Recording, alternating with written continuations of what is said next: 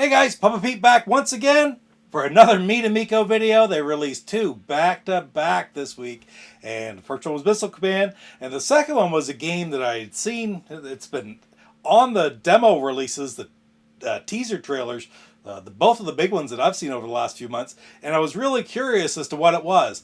I said in my last video, or the last trailer, that I was a little curious. I didn't know if this looked like it would be a good game or just sort of something kind of, not all that great. But I was really happy that Tommy came out and showed some of the gameplay, showed them playing it, explained it all, and now I'm a little bit more anxious to see it. Sideswipers, here we go.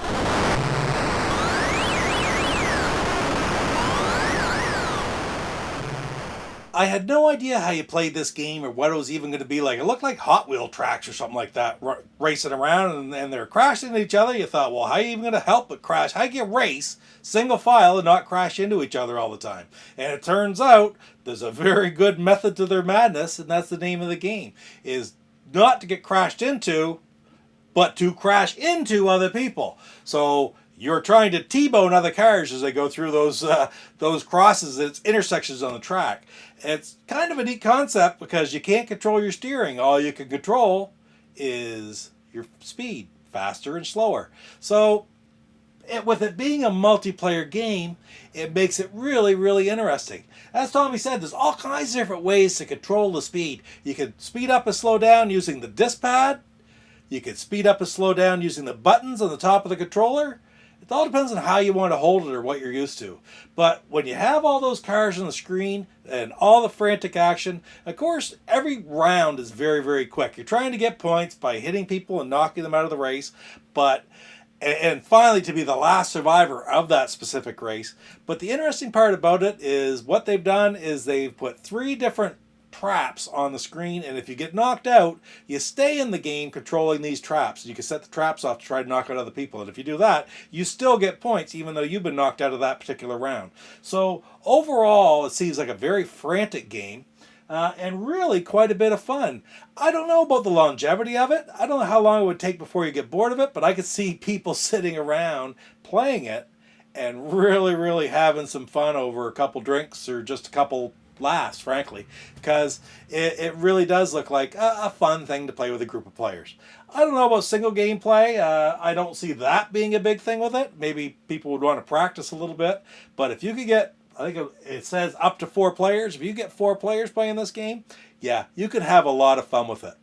Now let's take a look at the different traps that are there. So if you get knocked out of the game, it brings up this screen on your controller, and you can choose between 3 different traps. There's, first of all, a brick wall that pops up. There's also these rollers that pop up and stretch out your car, makes it double length, which basically makes it easier to hit you as you're going through the intersection. Doesn't make any difference if you hitting them, but you're just longer so they can hit you more easily. And finally, there's a big magnet, which in the intersection that's in the middle, you hit that magnet, it'll grab hold of a car and leave them there so the cars coming behind it or beside it really, can smash into the side of them and knock them out. Again, it's not a long drawn-out game. It's very, very quick rounds. I could see the rounds would take a matter of seconds in some cases, and then you move on to the next one. I don't know what you do. You must play a score up to a certain point, play to 20 or something like that. That would make sense to me.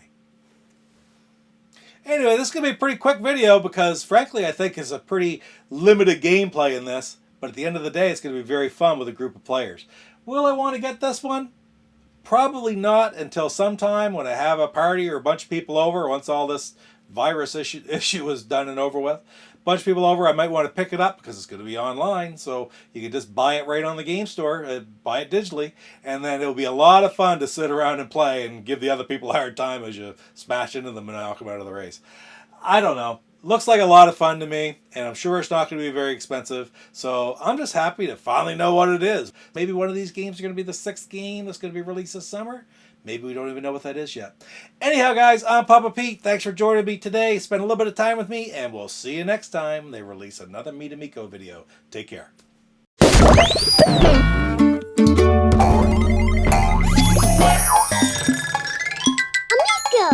Papa Pete, the old ass gamer. Papa Pete, I'm RGT85. You're watching Papa Pete, the old guy gamer. My voice is kind of out. We're at Too Many Games. Make sure you subscribe and hit that like button. What?